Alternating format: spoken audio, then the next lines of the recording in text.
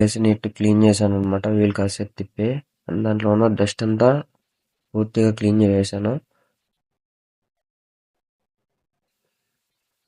So ఎప్పుడైనా కానీ మీరు ఖచ్చితంగా ఆయిల్ నల్లగా అయిందంటే ఖచ్చితంగా మీరు క్లీన్ చేసుకోండి.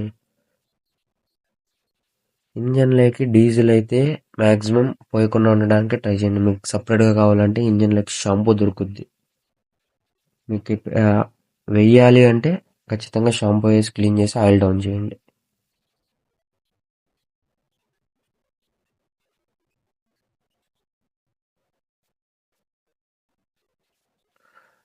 ఇదే మనం వేసిన ఇంజిన్ ఆయిల్ అయితే. సో పట్టుకోవడానికి ఎవరు లేరు, అందుకే వేసి తర్వాత తీస్తాను. ఇలా ఉంటుంది, మనకు గోల్డ్ కలర్లో ఉంటుంది ఆయిల్.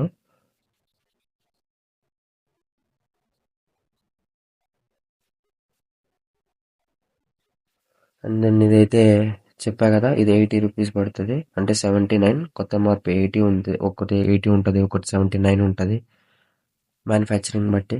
సో అది 120 ml మనకి 80 రూపీస్ పడుతుంది. సో దీన్ని అయితే కట్ చేసి వేసాను అనమాట. సో ప్రతి బండికి 120 పడుతుంది, కానీ 6G మోడల్లో మనం దానికి 60కి తగ్గించారు. సో ఇందులో ఇంతకుముందు ఏమీ లేదు కాబట్టి సో ఈసారి కొద్దిగా ఎక్స్ట్రానే వేసా, ఎందుకంటే మళ్ళీ ఇప్పుడు మారుస్తారో ఏమో.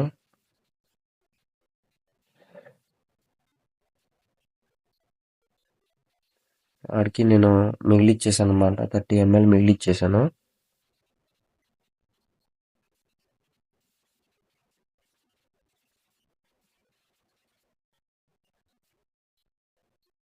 సో అండ్ ఫైనల్గా అన్నీ చెక్ చేసిన తర్వాత ఫ్రంట్ బ్రేక్ అయితే చెక్ చేశాను. అది ఏదైతే లాక్ ఉంటుందో, బ్రేక్ లాక్ ఉంటుందో ఆ లాక్ అనేది, లాక్ స్ప్రింగ్ వస్తుంది అనమాట. స్ప్రింగ్ పోయింది.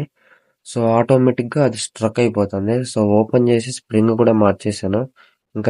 ఇంకా పూర్తిగా బిగించేసేంత వరకు రాలేదు అంటే, బండి అంతా ఫిట్ చేసేంత వరకు రాలేదు అంటే ఒక్కనే ఉన్నా పట్టుకోలేననేసి నేను చేయలేదు.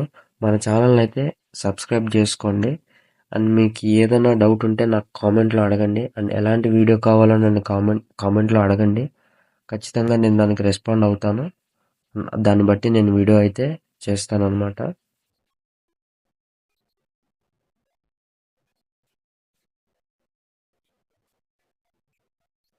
సో ఫైనల్గా అయితే దీన్ని కూడా చూశాను. చూసిన తర్వాత స్ప్రింగ్ అని అర్థమైంది. సో ఫైనల్గా క్లియర్ చేసేసింది దీన్ని కూడా.